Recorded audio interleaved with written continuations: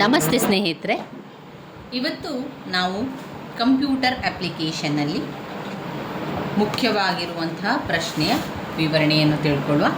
ಈಗಾಗಲೇ ಘಟಕ 1ರಲ್ಲಿ ಬಂದಿರುವಂತಹ ಕಂಪ್ಯೂಟರ್ನ ಗುಣಲಕ್ಷಣಗಳು, ಕಂಪ್ಯೂಟರ್ನ ಇತಿಹಾಸ, ಕಂಪ್ಯೂಟರ್ ಜನ್ರೇಷನ್, ತಲೆಮಾರು ಕಂಪ್ಯೂಟರ್ನ ತಲೆಮಾರು ಇವೆಲ್ಲವನ್ನು ಕೂಡ ಓದ್ಕೊಂಡಿದ್ದೇವೆ. ಕಂಪ್ಯೂಟರ್ನ ವರ್ಗೀಕರಣ, ಘಟಕ 2ರಲ್ಲಿ ಬರುವಂತಹ ಕಂಪ್ಯೂಟರ್ನ ವರ್ಗೀಕರಣವನ್ನು ಕೂಡ ನೋಡ್ಕೊಂಡಿದ್ದೇವೆ. ವೆರಿ ಇಂಪಾರ್ಟೆಂಟ್ ಆಗಿರುವಂತಹ ಒಂದು ಪ್ರಶ್ನೆ ಅದು. ಕಂಪ್ಯೂಟರ್ನ ವರ್ಗೀಕರಣವನ್ನು ತಿಳಿಸಿ ಅಂತ.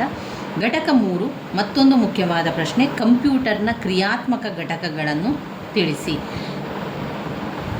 ಅದನ್ನು ಚಿತ್ರದ ಮುಖಾಂತರ ನೀವು ಕ್ರಿಯಾತ್ಮಕ ಘಟಕವನ್ನು ತಿಳಿಸಿ ಅಂತ ಕೇಳ್ತಾರೆ. ಆವಾಗ ಸಂಪೂರ್ಣವಾಗಿ ಆ ಚಿತ್ರವನ್ನು ಬರೆದು ನಂತರ ಅದರ ಪಾಯಿಂಟ್ಸ್ಗಳನ್ನು ವಿವರಿಸ್ತಾ ಹೋಗಬೇಕು, ಅದರ ಪಾರ್ಟ್ಗಳನ್ನು.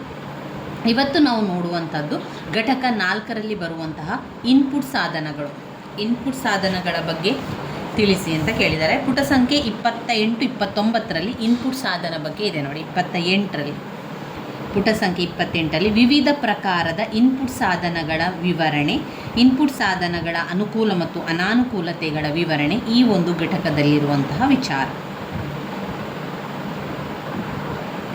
ಯಾವುದೇ ರೀತಿಯ ಇನ್ಪುಟ್ಗೆ ಉದಾಹರಣೆಗೆ ಅಕ್ಷರಗಳು, ಸಂಖ್ಯೆಗಳು, ಚಿಹ್ನೆಗಳು, ಬಣ್ಣಗಳು, ಧ್ವನಿ ಮುಂತಾದ ದತ್ತಾಂಶಗಳನ್ನು ಇನ್ಪುಟ್ ಸಾಧನಗಳ ಮೂಲಕ ಕಂಪ್ಯೂಟರ್ಗೆ ನೀಡಬಹುದು.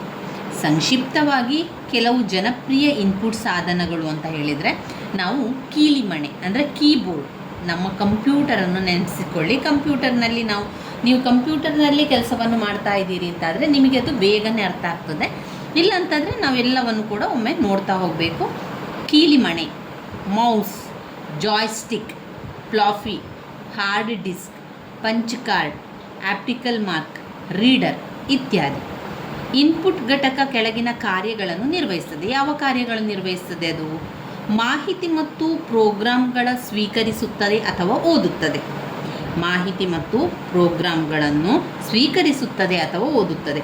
2, ದತ್ತಾಂಶ ಮತ್ತು ಸೂಚನೆಗಳನ್ನು ಕಂಪ್ಯೂಟರ್ ಸ್ವೀಕಾರಾರ್ಹ ರೂಪಕ್ಕೆ ಪರಿವರ್ತಿಸುತ್ತದೆ. ದತ್ತಾಂಶ ಮತ್ತು ಸೂಚನೆಗಳನ್ನು ಅದು ಕಂಪ್ಯೂಟರ್ನ ಭಾಷೆಗೆ ಬದಲಿಸುತ್ತದೆ, ಪರಿವರ್ತನೆಯನ್ನು ಮಾಡ್ತದೆ. ಪರಿವರ್ತನೆಯಾದ ದತ್ತಾಂಶ ಮತ್ತು ಸೂಚನೆಗಳನ್ನು ಮುಂದಿನ ಸಂಸ್ಕರಣಾ ಕಾರ್ಯಕ್ಕೆ ಪೂರೈಸುತ್ತದೆ. ಪರಿವರ್ತನೆಯಾದ ದಶಮಾಂಶ ಮತ್ತು ಸೂಚನೆಗಳನ್ನು ಮುಂದಿನ ಸಂಸ್ಕರಣಾ ಕಾರ್ಯಕ್ಕೆ ಪೂರೈಸುತ್ತದೆ. ದಶಮಾಂಶ ಮತ್ತು ಸೂಚನೆಗಳನ್ನು, ದಶಮಾಂಶ ಅಂದರೆ ಡಾಟಾವನ್ನು, ದತ್ತಾಂಶ ಅಲ್ಲದು ದಶಮಾಂಶ ಮತ್ತು ಸೂಚನೆಗಳನ್ನು ಅದು ಮುಂದಿನ ಸಂಸ್ಕರಣಾ ಕಾರ್ಯಕ್ಕೆ ಪೂರೈಸುತ್ತದೆ. ಇವಾಗ ನಾವು ಇನ್ಪುಟ್ ಸಾಧನಗಳ ಬಗ್ಗೆ ವಿವರಣೆಯನ್ನು ತಿಳಿತಾ ಹೋಗುವ. ಇನ್ಪುಟ್ ಸಾಧನ ಒಂದು ಬಾಹ್ಯ ಸಾಧನವಾಗಿದೆ. ಕಂಪ್ಯೂಟರ್ನ ಹೊರಗಡೆ ನಮ್ಮ ಕಣ್ಣಿಗೆ ಕಾಣುವಂಥದ್ದು. ಕಂಪ್ಯೂಟರ್ಗೆ ಮಾಹಿತಿ ಮತ್ತು ನಿಯಂತ್ರಣ ಸಂಕೇತಗಳನ್ನು ಒದಗಿಸಲು ಅದನ್ನು ಬಳಸಲಾಗ್ತದೆ. ಇನ್ಪುಟ್ ಮತ್ತು ಔಟ್ಪುಟ್ ಸಾಧನಗಳು ಕಂಪ್ಯೂಟರ್ ಮತ್ತು ಮಾನವನ ನಡುವೆ ಹಾರ್ಡ್ವೇರ್ ಇಂಟರ್ಫೇಸ್ ರೀತಿ ವರ್ತಿಸುತ್ತದೆ. ಇನ್ಪುಟ್ ಸಾಧನಗಳು ಈ ಪ್ರಕಾರವಾಗಿ ವರ್ಗೀಕರಿಸಲಾಗಿದೆ. ಇನ್ಪುಟ್ ಪದ್ಧತಿಯಲ್ಲಿ, ಉದಾಹರಣೆಗೆ ಯಾಂತ್ರಿಕ ಚಲನೆಯ, ಆಡಿಯೋ, ದೃಶ್ಯ ಇತ್ಯಾದಿ ಇನ್ಪುಟ್ ಪದ್ಧತಿಯಲ್ಲಿ. 2, ಇನ್ಪುಟ್ ಮಾದರಿಯ ಆಧಾರದ ಮೇಲೆ ನಿರಂತರ ಅಥವಾ ಪ್ರತ್ಯೇಕವಾದ ಸಾಧನ. ಇನ್ಪುಟ್ ಮಾದರಿ ಆಧಾರದ ಮೇಲೆ ನಿರಂತರ ಅಥವಾ ಪ್ರತ್ಯೇಕವಾದ ಸಾಧನ. ಉದಾಹರಣೆಗೆ ಒಂದು ಮೌಸ್ ಚಲನೆ, ಕೀಲಿಯನ್ನು ಒತ್ತುವುದು. 3, ಸ್ವತಂತ್ರ ಡಿಗ್ರಿ ಸಂಖ್ಯೆಯನ್ನು ಒಳಗೊಂಡಿರುವ 2 ಆಯಾಮ ಸಾಂಪ್ರದಾಯಿಕ ಮೌಸ್ಗಳು ಅಥವಾ CAD ಅನ್ವಯಗಳಿಗೆ ವಿನ್ಯಾಸಗೊಳಿಸಲಾದ 3 ಆಯಾಮದ ನಾವಿಕರು. ಕೆಲವು ಇನ್ಪುಟ್ ಸಾಧನಗಳು ಕೀಲಿಮಣೆ, mouse, track ball, joystick, light pen, scanner, touch ಫಲಕ, ಡಿಜಿಟಲ್ ಕ್ಯಾಮರಾ ಮತ್ತು ಸ್ಮಾರ್ಟ್ ಕಾರ್ಡ್ಗಳು ಇದೆಲ್ಲ ಕೂಡ ಬರ್ತದೆ. ಮೊದಲಿಗೆ ಕೀಬೋರ್ಡ್, ಕೀಲಿಮಣೆ ನೋಡಿ ಈ ಚಿತ್ರದಲ್ಲಿರುವಂಥದ್ದು. ಬಳಕೆದಾರರು ಗಣಕಕ್ಕೆ ಡೇಟಾ ಮತ್ತು ಸೂಚನೆಗಳನ್ನು ನಮೂದಿಸಲು ಅವಕಾಶ ಮಾಡಿಕೊಡಲು ಕೀಬೋರ್ಡ್ ಕೀಗಳನ್ನು ಹೊಂದಿರುತ್ತದೆ. ಎಲ್ಲ ಕಂಪ್ಯೂಟರ್ ಕೀಬೋರ್ಡ್ಗಳು ವರ್ಣಮಾಲೆಯ ಅಕ್ಷರಗಳು, ಸಂಖ್ಯೆಗಳನ್ನು, ವಿರಾಮ ಚಿಹ್ನೆಗಳು ಮತ್ತು ಇತರ ಮೂಲಭೂತ ಕೀಲಿಗಳನ್ನು ಒಳಗೊಂಡಿರುವ ಒಂದು ಟೈಪಿಂಗ್ ಪ್ರದೇಶವನ್ನು ಕೂಡ ಹೊಂದಿದೆ. ಅನೇಕ ಡೆಸ್ಕ್ಟಾಪ್ ಕಂಪ್ಯೂಟರ್ ಕೀಬೋರ್ಡ್ಸ್ಗಳು ಕೀಬೋರ್ಡ್ ಬಲಭಾಗದಲ್ಲಿ ಒಂದು ಸಾಂಖ್ಯಿಕ ಕೀಲಿಮಣೆ ಹೊಂದಿದೆ. ನೋಟ್ಬುಕ್ ಮತ್ತು ಅನೇಕ ಕೈಗಣಕಗಳಲ್ಲಿ ಕೀಬೋರ್ಡ್ ಸಿಸ್ಟಮ್ ಘಟಕದ ಮೇಲೆ ನಿರ್ಮಿಸಲಾಗಿದೆ. ಸ್ಟ್ಯಾಂಡರ್ಡ್ ಕಂಪ್ಯೂಟರ್ ಕೀಬೋರ್ಡನ್ನು ಕೀಬೋರ್ಡ್ ಎಂದು ಕರೆಯಲಾಗುತ್ತದೆ, ಏಕೆಂದರೆ ಅದು ಟೈಪಿಂಗ್ ಪ್ರದೇಶದ ಲೇಔಟ್ ಟೈಪ್ ರೈಟರ್ ಕೀಬೋರ್ಡ್ಗೆ ಹೋಲುತ್ತದೆ. ಹೊಸ ಮಲ್ಟಿಮೀಡಿಯಾ ಕೀಬೋರ್ಡ್ ಸಂಗೀತ, ವೆಬ್, ಇತರ ಕಾರ್ಯಕ್ರಮಗಳನ್ನು ನಿಲುಕಿಸಿಕೊಳ್ಳಲು ವಿಶೇಷ ಕೀಲಿಗಳನ್ನು ಹೊಂದಿರುತ್ತದೆ. ಗೇಮಿಂಗ್ ಕೀಬೋರ್ಡ್ ಹೆಚ್ಚುವರಿ ಕೀಲಿಗಳು ಹೊಂದಿದ್ದು ಕೀಲಿಕೈ ಮ್ಯಾಕ್ರೋ ಸಿಸ್ಟಮ್ಗಳ ಪ್ರೋಗ್ರಾಮ್ ಮಾಡಬಹುದಾಗಿದೆ. ಈ ಪ್ರಾಮಾಣಿಕ ಅಲ್ಲದ ವಿಶೇಷ ಕೀಲಿಗಳು ಪ್ರಾಮಾಣಿತ ಕೀಲಿಮಣೆಯಲ್ಲಿ ದೊರಕುವುದಿಲ್ಲ. ಈ ಕೀಲಿಮಣೆಯ ಅಂದರೆ ಕೀಬೋರ್ಡ್ನ ಪ್ರಯೋಜನಗಳೇನು? ಕೀಲಿಮಣೆಯ ಪ್ರಯೋಜನಗಳು: ಸಾಮಾನ್ಯವಾಗಿ ಎಲ್ಲ ಕಂಪ್ಯೂಟರ್ಗಳು ಕೀಬೋರ್ಡ್ ವ್ಯವಸ್ಥೆಯನ್ನು ಹೊಂದಿದ್ದು ಹೆಚ್ಚುವರಿ ಸಾಮಗ್ರಿಗಳ ಖರೀದಿ ಬೇಕಾಗಿಲ್ಲ. ಇದು ಅದರ ಒಂದು ಪ್ರಯೋಜನಕ್ಕೆ ಬರ್ತದೆ. ಇನ್ನು ನಾವು ನೋಡಿದರೆ ಕೀಬೋರ್ಡಿನಿಂದ ದತ್ತಾಂಶ ಮತ್ತು ಸೂಚನೆಗಳನ್ನು ಕಂಪ್ಯೂಟರ್ಗೆ ಫೀಡ್ ಮಾಡುವುದು ಇತರ ಸಾಧನಗಳಿಗಿಂತ ವೇಗವಾಗಿ ಆಗ್ತದೆ. ಇನ್ನು ಇದರ ಅನಾನುಕೂಲತೆಗಳನ್ನು ನೋಡಿದರೆ ಇದು ವೇಗವಾಗಿ ಮತ್ತು ನಿಖರವಾಗಿ ಟೈಪ್ ಮಾಡಲು ಹೆಚ್ಚು ಸಮಯವನ್ನು ತೆಗೆದುಕೊಳ್ಳುತ್ತದೆ. ಒಂದು ಟೈಪ್ ಮಾಡಲಿಕ್ಕೆ ಅಥವಾ ನಿಖರವಾಗಿ ವೇಗವಾಗಿ ಟೈಪ್ ಮಾಡಲಿಕ್ಕೆ ಅದು ಹೆಚ್ಚು ಸಮಯವನ್ನು ತೆಗೆದುಕೊಳ್ಳುವಂಥದ್ದು. 2, ಟೈಪ್ ಮಾಡುವ ವೇಗ ಕಂಪ್ಯೂಟರ್ ವೇಗಕ್ಕೆ ಹೋಲಿಸಿದರೆ ಇನ್ನೂ ಬಹಳ ನಿಧಾನವಾಗಿ ಆಗ್ತದೆ. ಟೈಪ್ ಮಾಡುವಂತಹ ಸಮಯ ಏನಾಗ್ತದೆ, ತುಂಬ ನಿಧಾನವಾಗಿ ಆಗುವಂಥದ್ದು. ಇನ್ನು 2ನೆಯ ಒಂದು ಸಾಧನ ಮೌಸ್.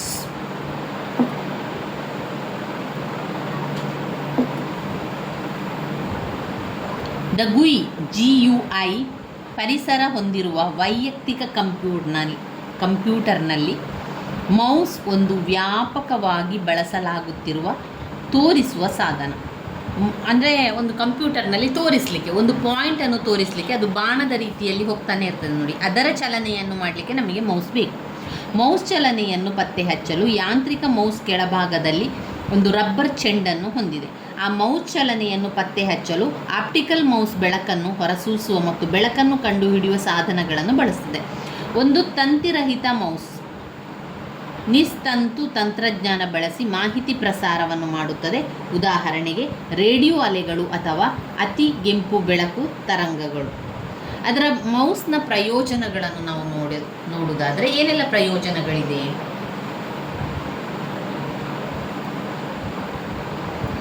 ಮೌಸ್ನ ಪ್ರಯೋಜನಗಳು: ಕಂಪ್ಯೂಟರ್ ಆರಂಭಿಕರಿಗೆ ಮೌಸ್ ಒಂದು ಬಳಕೆದಾರ ಸ್ನೇಹದ ರೀತಿಯಲ್ಲಿ ಅದು ನಮಗೆ ವರ್ತಿಸ್ತದೆ. GUI ಗ್ರಾಫಿಕಲ್ ಯೂಸರ್ ಇಂಟರ್ಫೇಸ್ನಿಂದ ಮೌಸ್ ಬಳಸಲು ಸುಲಭ ಮತ್ತು ಅನುಕೂಲಕರವಾಗಿದೆ. ಐಟಮ್ಗಳನ್ನು ಆಯ್ಕೆ ಮಾಡಲು ಅಥವಾ ಪರದೆಯ ಮೇಲೆ ಒಂದು ನಿರ್ದಿಷ್ಟ ಸ್ಥಾನವನ್ನು ಸರಿಸಲು ಮೌಸ್ ಕೀಬೋರ್ಡ್ ಬಳಕೆಗಿಂತ ವೇಗವಾಗಿದೆ. ಅನಾನುಕೂಲತೆಗಳೇನು? ಒಂದು ಮೌಸ್ ಬಳಸಿ ಪಠ್ಯವನ್ನು ಇನ್ಪುಟ್ ಆಗಿ ಕೊಡುವುದು ಸುಲಭ ಮತ್ತು ಅನುಕೂಲಕರ ಅಲ್ಲ. ಒಂದು ಮೌಸ್ ಬಳಸಿ ಆಜ್ಞೆಗಳನ್ನು ನೀಡುವುದು ಕೀಬೋರ್ಡ್ ಬಳಕೆಗಿಂತ ನಿಧಾನವಾಗಿದೆ. ಅಧಿಕ ನಿಖರತೆಯ ಅಗತ್ಯವಿರುವ ರೇಖಾಚಿತ್ರಗಳನ್ನು ಮೌಸ್ನಿಂದ ಸಾಕಷ್ಟು ನಿಖರವಾಗಿ ಬಿಡಿಸಲಾಗುವುದಿಲ್ಲ. ಮೌಸ್ಗೆ ಸಾಮಾನ್ಯವಾಗಿ ಕಾರ್ಯನಿರ್ವಹಿಸಲು ಸಮತಟ್ಟಾದ ಮೇಲ್ಮೈ ಅಗತ್ಯವಿದೆ. ಒಂದು ಮೌಸನ್ನು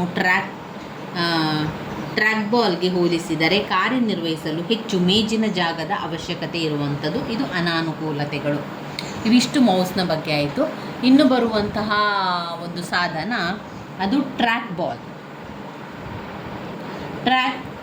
ಬಾಲ್ ಒಂದು ಸ್ಥಾಯಿ ತೋರುಗಡ್ಡಿ ಸಾಧನವಾಗಿದ್ದು, ಅದಂದರೆ ಒಂದು ತೋರಿಸುವಂತಹ ಒಂದು ಸಾಧನ. ಅದರ ಮೇಲೆ ಬಾಲ್ ಮೆಕ್ಯಾನಿಸಮ್ ಇದೆ. ಟ್ರ್ಯಾಕ್ ಬಾಲ್ ಒಂದು ತಲೆಗೆಳಗಾದ ಮೌಸ್ ಬಹಿರಂಗವಾಗಿ ಚಾಚಿಕೊಂಡಿರುವ ಚೆಂಡಿನ ಹಾಗೆ ಇರುತ್ತದೆ. ಇದನ್ನು ಕಂಪ್ಯೂಟರ್ ಪರದೆಯ ಮೇಲೆ ಚಿತ್ರಗಳನ್ನು ಸರಿಸಲು ಮತ್ತು ಕರ್ಸರನ್ನು ಚಲಿಸಲು ಬಳಸಲಾಗುತ್ತದೆ. ಬಳಕೆದಾರರ ಟ್ರ್ಯಾಕ್ ಬಾಲ್ ಚಲಿಸುವ ಮೂಲಕ ಪರದೆಯ ಮೇಲೆ ನ್ಯಾವಿಗೇಟ್ ಮಾಡಬಹುದು. ಅದರ ಪ್ರಯೋಜನಗಳು ಅಂತ ನೋಡಿದರೆ, ಹಿಡಿಯಾಗಿ ಟ್ರ್ಯಾಕ್ ಬಾಲನ್ನು ಚಾಲನೆ ಮಾಡುವುದಿಲ್ಲವಾದ್ದರಿಂದ ಸೀಮಿತ ಮೇಜಿನ ಜಾಗದಲ್ಲಿ ಬಳಕೆದಾರರು ಸುಲಭವಾಗಿ ಉಪಯೋಗಿಸಬಹುದು. ಇದರ ಅನಾನುಕೂಲತೆಗಳನ್ನು ನಾವು ನೋಡುವುದಾದರೆ, ಟ್ರ್ಯಾಕ್ ಬಾಲ್ ಸಾಮಾನ್ಯವಾಗಿ ಮೌಸ್ನಷ್ಟು ನಿಖರವಾಗಿಲ್ಲ. ಟ್ರ್ಯಾಕ್ ಬಾಲ್ನ ಚೆಂಡನ್ನು ಯಾಂತ್ರಿಕತೆ ಮೌಸ್ಗಿಂತ ಹೆಚ್ಚು ಹೆಚ್ಚು ಆಗಾಗ್ಗೆ ಶುಚಿಗೊಳಿಸುವ ಅಗತ್ಯವಿದೆ. ಇನ್ನು ಬರುವಂಥದ್ದು ಟಚ್ ಪ್ಯಾಡ್ಗಳು. ಟಚ್ ಪ್ಯಾಡ್ ನಾವು ಪೋರ್ಟಬಲ್ ಕಂಪ್ಯೂಟರ್ನಲ್ಲಿ ಮೌಸ್ ಪಾಯಿಂಟರ್ ಸರಿಸಲು ಬಳಸಬಹುದಾದ ಒಂದು ಸಣ್ಣ ಒತ್ತಡ ಮತ್ತು ಚಲನೆಯ ಸೆನ್ಸಿಟಿವ್ ಪ್ರದೇಶವಾಗಿದೆ. ಬಾಹ್ಯ ಸಾಧನವಾಗಿ ಮೌಸ್ ಹೊಂದುವ ಬದಲಾಗಿ ಟಚ್ ಪ್ಯಾಡ್ ಒಂದು ಸೂಕ್ಷ್ಮ ಪ್ಯಾಡ್ ತುಲನಾತ್ಮಕ ಸ್ಥಾನಗಳು ಅಡ್ಡವಾಗಿ ಎಳೆಯುತ್ತದೆ. ಒಂದು ಅಥವಾ ಅನೇಕ ಬೆರಳುಗಳ ಮೂಲಕ ಸಾಧನ ಸಂವಹನ ಬಳಕೆದಾರರು ಒಂದು ಅಥವಾ ಅನೇಕ ಬೆರಳುಗಳು ಅಂದರೆ ನಾವಿಲ್ಲಿ ಎಲ್ಲ ಬೆರಳುಗಳನ್ನು ಬಳಸ್ಬೋದು ಅಂತ ಅವರಲ್ಲಿ ಹೇಳುವಂಥದ್ದು. ನಾವು ಪ್ಯಾಡ್ ಅಡ್ಡಲಾಗಿ ನಮ್ಮ ಬೆರಳು ಸರಿಸಲು ಪರದೆಯ ಮೇಲೆ ಮೌಸ್ ಪಾಯಿಂಟರ್ ಅದೇ ದಿಕ್ಕಿನಲ್ಲಿ ಚಲಿಸುತ್ತದೆ. ಒಂದು ಟಚ್ ಪ್ಯಾಡ್ ಒಂದು ಮೌಸ್ ಎಂದು ಪರ್ಯಾಯ ಪದ. ಪ್ರಯೋಜನಗಳೇನು? ಟಚ್ ಪ್ಯಾಡ್ ಇದು ಸುಲಭ ಮತ್ತು ವೇಗವಾಗಿ ಒಂದು ಬೆರಳು ನಿಯಂತ್ರಣದ ಮೂಲಕ ನಾವು ಟಚ್ ಪ್ಯಾಡ್ಗಳನ್ನು ಬಳಸ್ಕೊಳ್ಬೋದು. 2 ಪೋರ್ಟಬಲ್ ಸಾಧನಗಳಿಗೆ ಐಡಿಯಲ್. ಇದರ ಅನಾನುಕೂಲತೆಗಳನ್ನು ನೋಡಿದರೆ ದುಬಾರಿ ಹಾಗೂ ನಿರ್ದಿಷ್ಟ ಸಾಧನಗಳಲ್ಲಿ ಕಂಡುಬರ್ತದೆ. ಉದಾಹರಣೆಗೆ ಲ್ಯಾಪ್ಟಾಪ್. ಅನಾನುಕೂಲತೆಗಳು. ಇನ್ನು ಬರುವಂಥದ್ದು ಟಚ್ ಸ್ಕ್ರೀನ್.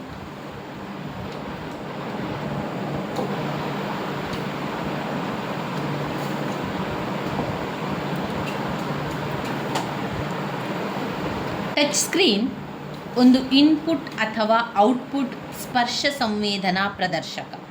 ಟಚ್ ಸ್ಕ್ರೀನ್ಗಳು ಹೆಚ್ಚಾಗಿ ಮಳಿಗೆಗಳಲ್ಲಿ, ಹೋಟೆಲ್ಗಳಲ್ಲಿ, ವಿಮಾನ, ವಸ್ತು ಸಂಗ್ರಹಾಲಯಗಳಲ್ಲಿ ಮಾಹಿತಿಯನ್ನು ಪಡೆಯಲು ಬಳಸಲಾಗುತ್ತದೆ. ATM ಯಂತ್ರಗಳಲ್ಲಿ ಬ್ಯಾಂಕ್ ಖಾತೆಗಳಿಗೆ ಸುಲಭ ಪ್ರವೇಶವನ್ನು ಅನುಮತಿಸಲು ಟಚ್ ಸ್ಕ್ರೀನ್ಗಳನ್ನು ಕೂಡ ಬಳಸಲಾಗುತ್ತದೆ. ಟಚ್ ಸ್ಕ್ರೀನ್ಗೆ ಪ್ರಯೋಜನಗಳೇನು? ಮಾನಿಟರ್ ಹೊರತುಪಡಿಸಿ ಯಾವುದೇ ಹೆಚ್ಚುವರಿ ಪೆರಿಫೆರಲ್ಸ್ ಅಗತ್ಯವಿಲ್ಲ. ಟಚ್ ಸ್ಕ್ರೀನ್ ಸಾಮಾನ್ಯವಾಗಿ ಪರದೆಯ ಮೇಲೆ ಆಜ್ಞೆಗಳನ್ನು ಪದಗಳು, ಚಿಹ್ನೆಗಳ ಮೂಲಕ ಗುರುತಿಸಿ ಸುಲಭ ಪ್ರವೇಶವನ್ನು ಅನುಮತಿಸುತ್ತದೆ. ಟಚ್ ಸ್ಕ್ರೀನ್ ಅನಾನುಕೂಲತೆಗಳು. ಭುಜದ ಚಲನೆಗಳು ಬಹಳಷ್ಟು ಅಗತ್ಯವಿರುವುದರಿಂದ ಟಚ್ ಸ್ಕ್ರೀನ್ ದೊಡ್ಡ ಪ್ರಮಾಣದ ದಶಮಾಂಶ ನಮೂದಿಸಲು ಸೂಕ್ತವಲ್ಲ. ಈಗಾಗಲೇ ತೆರೆಯ ಮೇಲೆ ಇರುವ ಐಟಮ್ಗಳನ್ನು ಮಾತ್ರ ಆಯ್ಕೆ ಮಾಡಬಹುದು.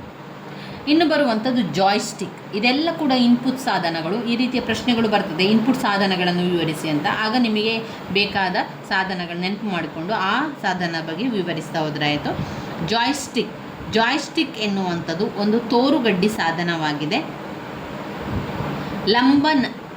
ಲಂಬ ಸನ್ನೆ ಒಂದು ಬೇಸ್ನಲ್ಲಿ ಸ್ಥಾಪಿಸಲಾಗಿದೆ. ಆಮೇಲೆ ಲಿವರ್ ಸಾಮಾನ್ಯವಾಗಿ ಗುಂಡಿಗಳನ್ನು ಒಳಗೊಂಡಿದೆ. ಅವುಗಳನ್ನು ಟ್ರಿಗರ್ಗಳೆಂದು ಕರೆಯುತ್ತೇವೆ. ಒತ್ತಿದ ಕೂಡಲೇ ಕೆಲವು ಘಟನೆಗಳು ಸಕ್ರಿಯಗೊಳ್ಳುತ್ತದೆ. ಇವುಗಳನ್ನು ಮುಖ್ಯವಾಗಿ ಕಂಪ್ಯೂಟರ್ನ ಆಟಗಳು, ಆಸ್ಪತ್ರೆಗಳಲ್ಲಿನ ಅಲ್ಟ್ರಾಸೌಂಡ್ ಸ್ಕ್ಯಾನರ್ಗಳು ಬಳಸುತ್ತದೆ. ಇದರ ಜಾಯ್ಸ್ಟಿಕ್ನ ಪ್ರಯೋಜನಗಳೇನು? ಆಟಗಳಲ್ಲಿ ಬೇಕಾದ ವೇಗದ ಸ್ಪಂದನವನ್ನು ಜಾಯ್ಸ್ಟಿಕ್ ಒದಗಿಸುತ್ತದೆ. ಅನಾನುಕೂಲತೆಗಳು. ಇದನ್ನು ಬಳಸಿ ತೆರೆಯಲ್ಲಿರುವಂತಹ ವಸ್ತುಗಳನ್ನು ನಿಖರವಾಗಿ ಆರಿಸುವುದು ಬಹಳ ಕಷ್ಟ. ಇದರ ಅನಾನುಕೂಲತೆ ಅಂತ ಹೇಳಿದರೆ ತೆರೆ ಅಂದರೆ ಆ ಒಂದು ಕಂಪ್ಯೂಟರ್ನ ಸ್ಕ್ರೀನ್ ತೆರೆ ಅಂತ ಹೇಳಿದರೆ ಒಂದು ಸ್ಕ್ರೀನ್ನಲ್ಲಿ ವಸ್ತುಗಳನ್ನು ನಿಖರವಾಗಿ ಆರಿಸಲಿಕ್ಕೆ ಕಷ್ಟ ಆಗ್ತದೆ. Barcode reader. ಇನ್ನು ಬರುವಂಥದ್ದು ಬಾರ್ಕೋಡ್ ರೀಡರ್ ನೀವು ನೋಡ್ಬೋದು. ನೀವು ಶಾಪಿಂಗ್ ಮಾಡುವಾಗ ಈಗ ರಿಲಯನ್ಸ್ ಇರ್ಬೋದು, ದೊಡ್ಡ ದೊಡ್ಡ ಮಾಲ್ಗಳಲ್ಲೆಲ್ಲ ನಾವು ಶಾಪಿಂಗ್ ಮಾಡಿ ಅದಕ್ಕೆ ನಾವು ಹಣವನ್ನು ಪಾವತಿ ಮಾಡಬೇಕಾದ್ರೆ ಆ ವಸ್ತುವಿನ ಬೆಲೆ ಎಷ್ಟು ಅಂತ ಹೇಳಿ ಬಾರ್ಕೋಡ್ ರೀಡರನ್ನು ಮೂಲಕ ಅಂತ ಅದರಲ್ಲಿ ಎಷ್ಟು ಅದಕ್ಕೆ ರೇಟ್ ಇದೆ ಅಂತ ಅದು ನಮಗೆ ತಿಳಿಸುವಂಥದ್ದು. ಅದು ಬಾರ್ಕೋಡ್ ಮೂಲಕ ನೋಡುವಂಥದ್ದು. ಬಾರ್ಕೋಡ್ ಓದಲು ಲೇಸರ್ ಕಿರಣಗಳನ್ನು ಬಳಸ್ತಾರೆ. ಬಾರ್ಕೋಡ್ ರೀಡರ್ ಬಾರ್ಕೋಡ್ ಸಾಲುಗಳ ಮೂಲಕ ಹಾದು ಹೋಗುವ ಬೆಳಕಿನ ಮಾದರಿಗಳನ್ನು ಬಳಸಿ ಬಾರ್ಕೋಡ್ ಓದುತ್ತದೆ. ಬಾರ್ಕೋಡ್ ರೀಡರನ್ನು ವ್ಯಾಪಕವಾಗಿ POS, ಉದಾಹರಣೆಗೆ ಸೂಪರ್ ಮಾರ್ಕೆಟಿಂಗ್ಗಳಲ್ಲಿ, ಅಂಗಡಿಗಳಲ್ಲಿ, ಗ್ರಂಥಾಲಯಗಳಲ್ಲಿ ಇತ್ಯಾದಿ ಕಡೆಗಳಲ್ಲಿ ಬಳಸಲಾಗ್ತದೆ. ಇನ್ನು ಬಾರ್ಕೋಡಿಂಗ್ ರೀಡರಲ್ಲಿ ಪ್ರಯೋಜನಗಳೇನು? ಇದು ಮಾಹಿತಿ ಪ್ರವೇಶ ಪ್ರಕ್ರಿಯೆ ವೇಗವಾಗಿ ಮತ್ತು ನಿಖರವಾಗಿ ಮಾಡ್ತದೆ. ಬಾಲ್ ಸಂಕೇತಗಳು ಸಾಮಾನ್ಯ ಮುದ್ರಣ ವಿಧಾನದ ಮೂಲಕ ಮುದ್ರಿಸಬಹುದು. ವಸ್ತುವಿನ ಹೆಸರು ಅಥವಾ ಅದರ ನಿಜವಾದ ಬೆಲೆಯನ್ನು ಬರೆಯಬೇಕಾದ ಅಗತ್ಯ ಕೂಡ ಇಲ್ಲ. ಅನಾನುಕೂಲತೆಗಳೇನು? ಯಾವುದೇ ಕೊಳಕು ಅಥವಾ ಗುರುತು ಇದ್ದಾಗ ಬಾರ್ಕೋಡ್ ರೀಡರ್ಸ್ ಬಾರ್ ಸಂಕೇತವನ್ನು ತಪ್ಪಾಗಿ ಗುರುತಿಸಬಹುದು. ಕೇವಲ ಸಂಖ್ಯೆಗಳನ್ನು ಮಾತ್ರ ಕೋಡ್ ಮಾಡಬಹುದು. ಇನ್ನು ಬರುವಂಥದ್ದು ಮ್ಯಾಗ್ನೆಟಿಕ್ ಇಂಕ್ ಕ್ಯಾರೆಕ್ಟರ್ ರೀಡರ್. ಕಾಂತೀಯ ಇಂಕ್ ಕ್ಯಾರೆಕ್ಟರ್ ರೆಕಗ್ನಿಷನ್ ರೀಡರ್. ಕಾಂತಿಯಿಂದ ಈ ಮುದ್ರಿತ ಪಠ್ಯ ಓದಬಹುದು. ಕಾಂತೀಯ ಇಂಕ್ ಕ್ಯಾರೆಕ್ಟರ್ ರೆಕಾಗ್ನಿಷನ್ ಅನ್ನು ಬ್ಯಾಂಕಿಂಗ್ ಉದ್ಯಮ ಚೆಕ್ಗಳು ಪ್ರಕ್ರಿಯೆಗೆ ಅತ್ಯಂತ ಪ್ರತ್ಯೇಕವಾಗಿ ಬಳಸಲಾಗುತ್ತದೆ. ಅಕ್ಷರಗಳು ಚೆಕ್ ಸಂಖ್ಯೆ, ಬ್ಯಾಂಕ್ ಸಂಖ್ಯೆ, ಗ್ರಾಹಕರ ಸಂಖ್ಯೆಯನ್ನು ಕೂಡ ಪ್ರತಿನಿಧಿಸುತ್ತದೆ. ಇದರ ಪ್ರಯೋಜನಗಳು MICR ನಕಲು ಮಾಡುವುದು ಕಷ್ಟ. ಡಾಕ್ಯುಮೆಂಟ್ ಮಡಚಿ ಹೋಗಿದ್ದರ ಮೇಲೆ ಬರೆದಿದ್ದರೂ ಸಹ ಇದನ್ನು ಓದಬಹುದು. ಅನಾನುಕೂಲತೆಗಳು MIR ರೀಡ್ ಮತ್ತು ಎನ್ಕೋಡ್ಗಳು ಬಹಳ ದುಬಾರಿ. ವ್ಯವಸ್ಥೆಯನ್ನು ಕೆಲವೇ ವಿವಿಧ ಅಕ್ಷರಗಳ ಜೋಡಿಕೆಗಳನ್ನು ಸ್ವೀಕರಿಸಬಹುದು. ಇನ್ನು ಬರುವಂಥದ್ದು ಚಿತ್ರ ಸ್ಕ್ಯಾನರ್. ಸ್ಕ್ಯಾನರ್ ಒಂದು ಬೆಳಕಿನ ಸಂಜ್ಞೆಯ ಇನ್ಪುಟ್ ಸಾಧನ. ಇದು ಮುದ್ರಿತ ಪಠ್ಯ ಮತ್ತು ಗ್ರಾಫಿಕ್ಗಳನ್ನು ಡಿಜಿಟಲ್ ರೂಪಕ್ಕೆ ಪರಿವರ್ತನೆಯನ್ನು ಮಾಡುತ್ತದೆ. ಕಂಪ್ಯೂಟರ್ ಮೂಲಕ ಮತ್ತಷ್ಟು ಸಂಸ್ಕರಿಸುತ್ತದೆ. ಇದರ 2 ಜನಪ್ರಿಯ ವಿಧಾನಗಳೆಂದರೆ ಫ್ಲ್ಯಾಟ್ ಬೆಡ್ ಸ್ಕ್ಯಾನರ್. ಇದು ಕಾಗದದ ಪ್ರತಿಯನ್ನು ಸೃಷ್ಟಿಸುವ ಯಂತ್ರದಂತೆ ಕೆಲಸ ಮಾಡುತ್ತದೆ, ಆದರೆ ಇಲ್ಲಿ ಕಾಗದದ ಪ್ರತಿಯ ಬದಲು ಕಡತವನ್ನು ದಾಖಲಿಸುತ್ತದೆ.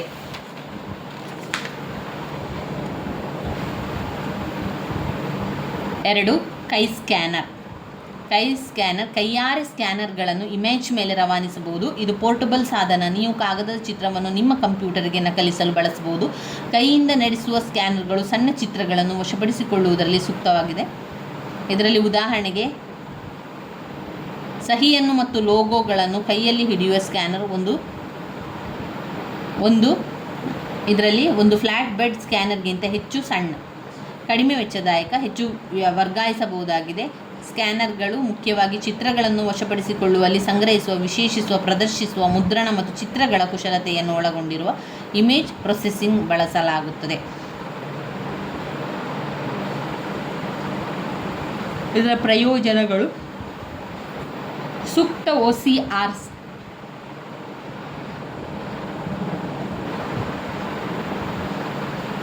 OCR ಸಾಫ್ಟ್ವೇರನ್ನು ಹೊಂದಿರುವ ಸ್ಕ್ಯಾನರ್ ಒಂದು OCR ಸಿಸ್ಟಮ್ನಂತೆ ಕೆಲಸ ಮಾಡುತ್ತದೆ. ಇದರ ಅನಾನುಕೂಲತೆಗಳು ಸ್ಕ್ಯಾನರ್ 2 ಆಯಾಮಗಳ ವಸ್ತುಗಳನ್ನು ಉತ್ತಮವಾಗಿ ಸ್ಕ್ಯಾನರ್ ಮಾಡುತ್ತದೆ.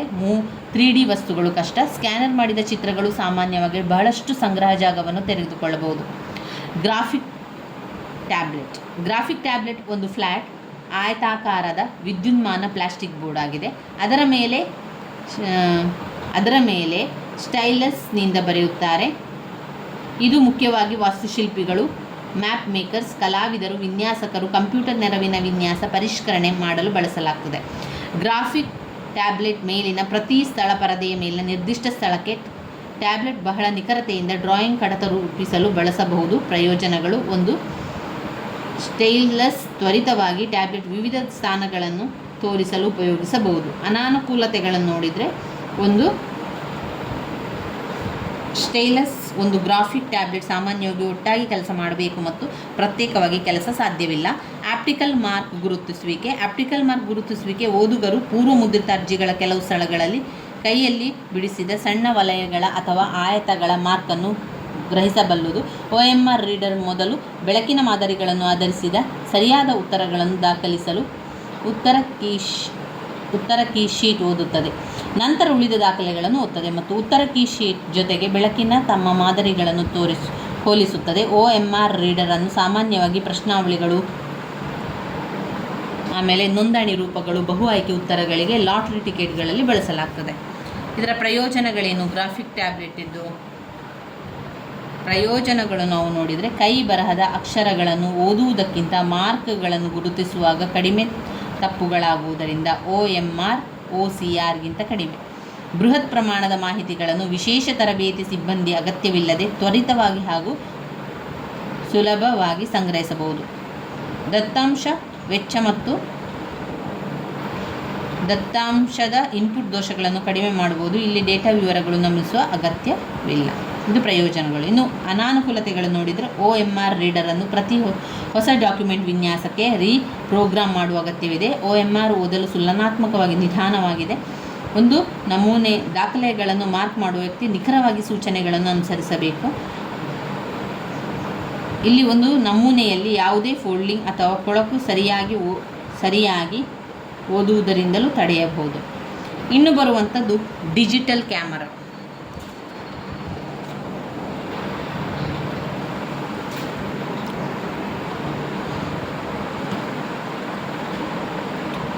Magnetic ink character reader.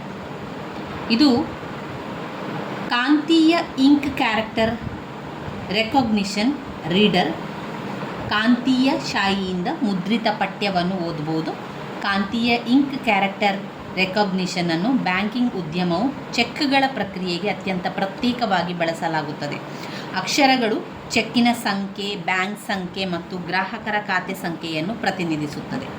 ಇದರ ಪ್ರಯೋಜನಗಳನ್ನು ನೋಡಿದರೆ MICR ನಕಲು ಮಾಡುವುದು ಕಷ್ಟ, ಡಾಕ್ಯುಮೆಂಟ್ ಮಡಚಿ ಹೋಗಿದ್ದರೂ ಮೇಲೆ ಬರೆದಿದ್ದರೂ ಸಹ ಇದನ್ನು ಓದಬಹುದು. ಅನಾನುಕೂಲತೆಗಳು ನೋಡಿದರೆ MICR ರೀಡರ್ ಮತ್ತು ಎನ್ಕೋಡರ್ಗಳು ಬಹಳ ದುಬಾರಿ, ವ್ಯವಸ್ಥೆಯನ್ನು ಕೆಲವೇ ವಿವಿಧ ಅಕ್ಷರ ಜೋಡಿಗಳನ್ನು ಸ್ವೀಕರಿಸಬಹುದು.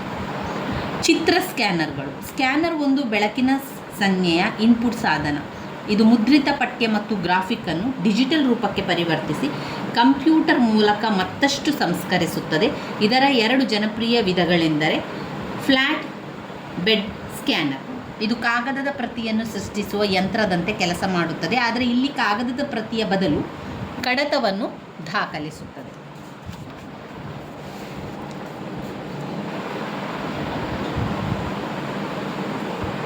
ಕೈ ಸ್ಕ್ಯಾನರ್.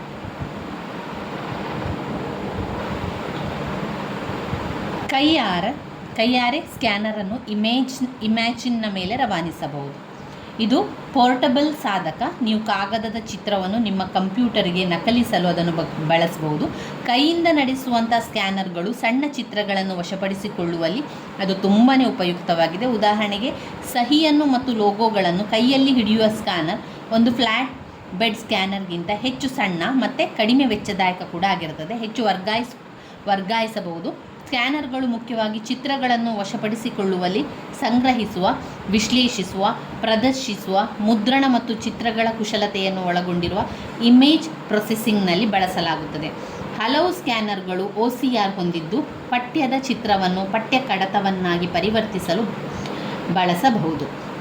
ಪ್ರಯೋಜನಗಳು ನೋಡಿದರೆ ಸೂಕ್ತ OCR ಸಾಫ್ಟ್ವೇರ್ ಹೊಂದಿರುವ ಸ್ಕ್ಯಾನರ್ ಒಂದು OCR ಸ್ಕ್ರಿಪ್ಟ್ನಂತೆ ಕೆಲಸ ಮಾಡ್ಬೋದು. ಅನಾನುಕೂಲತೆಗಳನ್ನು ನಾವು ನೋಡಿದರೆ ಸ್ಕ್ಯಾನರ್ 2 ಆಯಾಮಗಳ ವಸ್ತುಗಳನ್ನು ಉತ್ತಮವಾಗಿ ಸ್ಕ್ಯಾನ್ ಮಾಡುತ್ತದೆ. 3D ವಸ್ತುಗಳು ಕಷ್ಟ. ಆಮೇಲೆ ಸ್ಕ್ಯಾನ್ ಮಾಡಿದ ಚಿತ್ರಗಳು ಸಾಮಾನ್ಯವಾಗಿ ಬಹಳಷ್ಟು ಸಂಗ್ರಹ ಜಾಗವನ್ನು ತೆಗೆದುಕೊಳ್ಬೋದು. ಗ್ರಾಫಿಕ್ ಟ್ಯಾಬ್ಲೆಟ್ ಅಂತ ಬಂದಾಗ ಗ್ರಾಫಿಕ್ ಟ್ಯಾಬ್ಲೆಟ್ ಒಂದು ಫ್ಲ್ಯಾಟ್ ಆಯತಾಕಾರದ ವಿದ್ಯುನ್ಮಾನ ಪ್ಲಾಸ್ಟಿಕ್ ಬೋರ್ಡ್ ಆಗಿದೆ. ಅದರ ಮೇಲೆ ಸ್ಟೈಲಸ್ನಿಂದ ಬರೆಯುತ್ತಾರೆ. ಅದು ಮುಖ್ಯವಾಗಿ ವಾಸ್ತುಶಿಲ್ಪಿಗಳು, ಮ್ಯಾಪ್ ಮೇಕರ್ಸ್, ಕಲಾವಿದರು ಮತ್ತು ವಿನ್ಯಾಸಕರು ಕಂಪ್ಯೂಟರ್ ನೆರವಿನ ವಿನ್ಯಾಸ ಪರಿಷ್ಕರಣೆ ಮಾಡಲು ಬಳಸಲಾಗ್ತದೆ. ಗ್ರಾಫಿಕ್ ಟ್ಯಾಬ್ಲೆಟ್ ಮೇಲಿನ ಪ್ರತಿ ಸ್ಥಳ ಪರದೆಯ ಮೇಲಿನ ನಿರ್ದಿಷ್ಟ ಸ್ಥಳಕ್ಕೆ ಅದನ್ನು ಅನುರೂಪವಾಗಿ ಗ್ರಾಫಿಕ್ ಟ್ಯಾಬ್ಲೆಟ್ ಬಹಳ ನಿಖರತೆಯಿಂದ ಡ್ರಾಯಿಂಗ್ ಕಡತ ರೂಪವನ್ನು ಬಳಸಬಹುದು.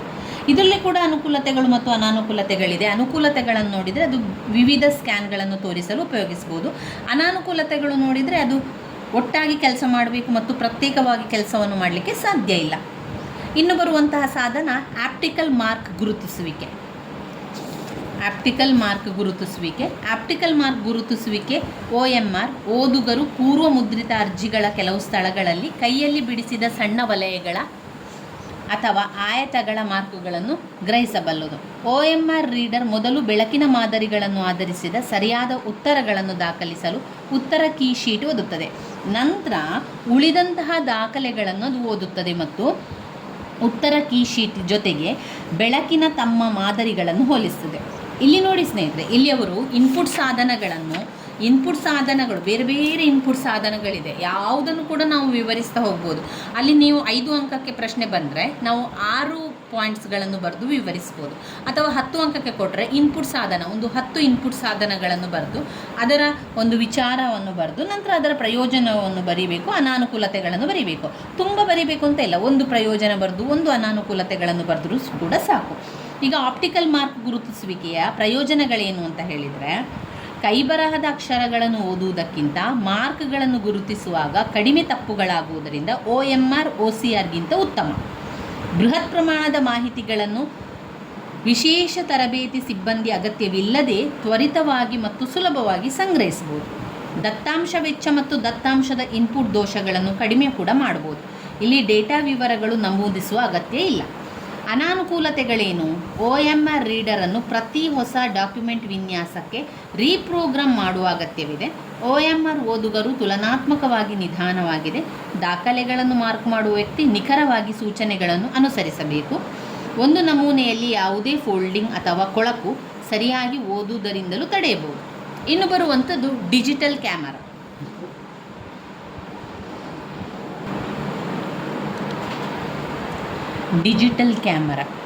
ಡಿಜಿಟಲ್ ಕ್ಯಾಮರಾ ಸಾಂಪ್ರದಾಯಿಕ ಬದಲಿಗೆ ಚಿತ್ರಗಳನ್ನು ತೆಗೆದುಕೊಳ್ಳುತ್ತದೆ ಮತ್ತು ಡಿಜಿಟಲ್ ಚಿತ್ರಗಳನ್ನು ಸಂಗ್ರಹಿಸುತ್ತದೆ. ಡಿಜಿಟಲ್ ಕ್ಯಾಮರಾಗಳು ಚಿತ್ರಗಳನ್ನು ಶೇಖರಿಸಿಡಲು ವಿವಿಧ ಮಾಧ್ಯಮ ಬಳಸಿಕೊಳ್ಳುತ್ತದೆ. ಉದಾಹರಣೆಗೆ flash memory card, floppy disk ಮತ್ತು ಕಾಂಪ್ಯಾಕ್ಟ್ ಡಿಸ್ಕನ್ನು ಕ್ಯಾಮರಾಗಳಲ್ಲಿ ನಾವು ಬಳಸ್ತೇವೆ. ಅದರ ಕ್ಯಾಮರಾದ ಪ್ರಯೋಜನ ಏನು? ಚಿತ್ರಗಳ ಖರೀದಿ ಮತ್ತು ಅಭಿವೃದ್ಧಿ ವೆಚ್ಚವನ್ನು ದೀರ್ಘಾವಧಿಯಲ್ಲಿ ಉಳಿಸಬಹುದು. ತೆಗೆದುಕೊಂಡ ಚಿತ್ರಗಳ ಪರಿಶೀಲನೆ ಮಾಡುವುದು. ಅನಗತ್ಯ ಚಿತ್ರಗಳನ್ನು ಮುನ್ನೋಟ ನಂತರ ತಕ್ಷಣ ಅಳಿಸಬಹುದು. ಛಾಯಾಗ್ರಹಣದ ಚಿತ್ರಗಳನ್ನು ಒಂದು ಸ್ಕ್ಯಾನರ್ ಬಳಸದೆ ನೇರವಾಗಿ ಡಿಜಿಟಲ್ ಮಾಡಬಹುದು. ಇದರ ಅನಾನುಕೂಲತೆಗಳನ್ನು ನೋಡಿದರೆ, ಡಿಜಿಟಲ್ ಕ್ಯಾಮರಾಗಳು ಸಾಮಾನ್ಯ ಕ್ಯಾಮರಾಗಳಿಗಿಂತ ಹೆಚ್ಚು ದುಬಾರಿಯಾಗಿರುವಂಥದ್ದು. ಡಿಜಿಟಲ್ ಕ್ಯಾಮರಾಗಳ ಫೋಟೋಗಳು ಮುದ್ರಣ ವೆಚ್ಚ ಸಾಮಾನ್ಯ ಚಿತ್ರ ಕ್ಯಾಮರಾಗಳಿಗಿಂತ ಅದು ಹೆಚ್ಚಾಗಿರುವಂಥದ್ದನ್ನು ಕಾಣಬಹುದು. ಇನ್ನು ಬರುವಂಥದ್ದು ಬೆಳಕಿನ ಪೆನ್, ಲೈಟ್ ಪೆನ್ ಬೆಳಕಿನ ಅಸ್ತಿತ್ವವನ್ನು ಪತ್ತೆ ಮಾಡುವ ಒಂದು ತೋರು ಕಡ್ಡಿ. ನೋಡಿ, ಇಲ್ಲಿ ಚಿತ್ರದಲ್ಲಿ ತೋರಿಸುವಂಥ ಅದೊಂದು ಕಡ್ಡಿ, ಬೆಳಕಿನ ಕಡ್ಡಿ ಎನ್ನುವಂಥದ್ದು ತೋರು ಕಡ್ಡಿ. ನಮಗೆ ಅಲ್ಲಿ ತೋರಿಸಲಿಕ್ಕೆ ಇರುವಂತಹ ಒಂದು ತೋರು ಕಡ್ಡಿ ಅದು. ಕಂಪ್ಯೂಟರ್ ಪರದೆಯ ಮೇಲೆ ಒಂದು ಲೈಟ್ ಪೆನ್ ಸೂಚಿಸುವ ಮತ್ತು ಅದರ ಇನ್ಪುಟ್ ಗುಂಡಿಯನ್ನು ಒತ್ತುವ ಮೂಲಕ ನಾವು ಒಂದು ಮೆನುವಿನಿಂದ ಆಯ್ಕೆಯನ್ನು ಮಾಡಬಹುದು. ಚಿತ್ರವನ್ನು ಬಿಡಿಸಬಹುದು ಅಥವಾ ನಾವು ಬಳಸುತ್ತಿರುವ ಕಂಪ್ಯೂಟರ್ ಪ್ರೋಗ್ರಾಮ್ ಅನುಮತಿಸಿದ ಯಾವುದೇ ಕಾರ್ಯವನ್ನು ನಿರ್ವಹಿಸಬಹುದು. ಲೈಟ್ ಪೆನ್ನುಗಳನ್ನು ಉದಾಹರಣೆಗೆ ಆರೋಗ್ಯ ವೃತ್ತಿಪರರು, ಹಲ್ಲಿನ ವೈದ್ಯರು ಮತ್ತು ಇಂಜಿನಿಯರ್ಗಳು ವಿನ್ಯಾಸ ಕೆಲಸಕ್ಕೆ ಅದನ್ನು ಬಳಸುತ್ತಾರೆ. ಅದರ ಪ್ರಯೋಜನಗಳೇನು? ಅದರ ಪ್ರಯೋಜನಗಳು: ಒಂದು ಮೌಸ್ ಬಳಕೆಗಿಂತ ಲೈಟ್ ಪೆನ್ ಬಳಕೆ ಹೆಚ್ಚು ನೇರ ಮತ್ತು ಹೆಚ್ಚು ನಿಖರವಾಗಿದೆ. ಲೈಟ್ ಪೆನ್ ಸೀಮಿತ ಡೆಸ್ಕ್ಟಾಪ್ ಸ್ಥಳಗಳ ಅನ್ವಯಗಳಿಗಾಗಿ ಅನುಕೂಲಕರವಾಗಿದೆ. ಅನಾನುಕೂಲತೆಗಳೇನು? ಲೈಟ್ ಪೆನ್ನುಗಳಿಗೆ ಸಾಮಾನ್ಯವಾಗಿ ಕೆಲಸ ನಿರ್ವಹಿಸಲು ವಿಶೇಷವಾಗಿ ವಿನ್ಯಾಸಗೊಳಿಸಿದ ಮಾನಿಟರ್ ಅಗತ್ಯವಿರುತ್ತದೆ. ಕೈಬರಹವನ್ನು ಗುರುತಿಸುವಿಕೆ ಒಂದು ಕಂಪ್ಯೂಟರ್ ನೈಸರ್ಗಿಕ ಕೈಬರಹದಲ್ಲಿ ಬರೆದ ಅಕ್ಷರಗಳು ಮತ್ತು ಕೈಯಲ್ಲಿ ಬರೆದ ಇತರ ಚಿಹ್ನೆಗಳನ್ನು ಗುರುತಿಸುವ ಒಂದು ತಂತ್ರಗಾರಿಕೆ. ಇದು ಕೈಬರೆಯ ಗುರುತಿಸುವಿಕೆ ಎನ್ನುವಂತಹ ಒಂದು ತಂತ್ರಗಾರಿಕೆ. ತಂತ್ರಜ್ಞಾನವನ್ನು ಲಿಪಿ ಗುರುತಿಸಲು ಮತ್ತು PDA ಮತ್ತು ಟ್ಯಾಬ್ಲೆಟ್ PC ಎಂದು ಸಾಧನಗಳಲ್ಲಿ ಬಳಸಲಾಗ್ತದೆ. ಒಂದು ಸ್ಟೈಲಸ್ನಿಂದ ಪರದೆಯ ಮೇಲೆ ಬರೆಯುತ್ತಾರೆ. ನಂತರ ಕಂಪ್ಯೂಟರ್ ಆ ವ್ಯಕ್ತಿಯ ಕೈಬರಹವನ್ನು ಡಿಜಿಟಲ್ ಪಠ್ಯ ರೂಪಕ್ಕೆ ಬದಲಿಸುತ್ತದೆ. ಅದರ ಪ್ರಯೋಜನಗಳನ್ನು ನಾವು ನೋಡಿದರೆ, ಪಠ್ಯ ಭಾಷೆ ಲೆಕ್ಕಿಸದೆ ಬರೆದ ಕೈಬರಹವನ್ನು ಗುರುತಿಸುತ್ತದೆ. ಇದು ಭಾಷೆ ಸ್ವತಂತ್ರ ಆಗಿದೆ. ಇದನ್ನು ಬಳಸಲು ಕನಿಷ್ಠ ತರಬೇತಿ ಅಥವಾ ಯಾವುದೇ ತರಬೇತಿಯ ಅಗತ್ಯವಿಲ್ಲ. ಇದು ಬಹಳ ಕಡಿಮೆ ಸಿಸ್ಟಮ್ ಅವಶ್ಯಕತೆಗಳನ್ನು ಹೊಂದಿದೆ ಮತ್ತು ತಕ್ಷಣದ ಇನ್ಪುಟ್ಟನ್ನು ಒದಗಿಸುತ್ತದೆ. ಅನಾನುಕೂಲತೆಗಳೇನು? ಗಣಿತದ ಚಿಹ್ನೆಗಳನ್ನು ಗುರುತಿಸಲು ಸಾಧ್ಯವಿಲ್ಲ. ರೇಖಾತ್ಮಕ ರಚನೆಗಳನ್ನು ಮಾತ್ರ ಅರ್ಥ ಮಾಡಿಕೊಳ್ಳುತ್ತದೆ. ಇದು ಕೈಗಳಿಗೆ ಹೆಚ್ಚು ಶ್ರಮದಾಯಕ. ಹ್ಯಾಂಡ್ ರೈಟಿಂಗ್ ಸ್ಪಷ್ಟತೆ ಅಗತ್ಯವಿದೆ. ಮೋಡೆಮ್, ಮ್ಯಾಡ್ಯುಲೇಟರ್, ಡಿಮ್ಯಾಡ್ಯುಲೇಟರ್ ಅನಲಾಗ್ ಸಂಕೇತಗಳನ್ನು ಡಿಜಿಟಲ್ ಸಂಕೇತಗಳಿಗೆ ರೂಪಾಂತರಿಸುತ್ತದೆ ಮತ್ತು ವೈಸ್ ವರ್ಸ. ವಿಧಗಳು: ಆಂತರಿಕ, ಬಾಹ್ಯ. ಇದು HSP ತಂತ್ರಜ್ಞಾನ ಆಧರಿಸಿದೆ. ಆದ್ದರಿಂದ ಆಂತರಿಕ ಮೋಡೆಮ್ಗಿಂತ ಬಾಹ್ಯ ಮೋಡೆಮ್ಗಳನ್ನು ಪ್ರಿಫರ್ ಮಾಡಲಾಗುತ್ತದೆ. ಮೋಡೆಮ್ ಒಂದು ಹಾರ್ಡ್ವೇರ್ ಆಗಿದೆ. ಇದು ಒಂದು ಕಂಪ್ಯೂಟರ್ ಮಾಹಿತಿಯನ್ನು ಕಳುಹಿಸಲು ಮತ್ತು ಸ್ವೀಕರಿಸಲು ಸಹಾಯ ಮಾಡುವ ಸಾಧನ. ಇದು ದೂರವಾಣಿ ಮೂಲಕ ಬರುವ ಅನಲಾಗ್ ಸಿಗ್ನಲ್ಗಳನ್ನು ನಿಮ್ಮ ಕಂಪ್ಯೂಟರ್ ಬಳಸುವ ಡಿಜಿಟಲ್ ಸಿಗ್ನಲ್ಗಳಾಗಿ ಪರಿವರ್ತಿಸುವ, ತದನಂತರ ಮತ್ತೆ ಪರಿವರ್ತಿಸುವ ಸಾಧನ.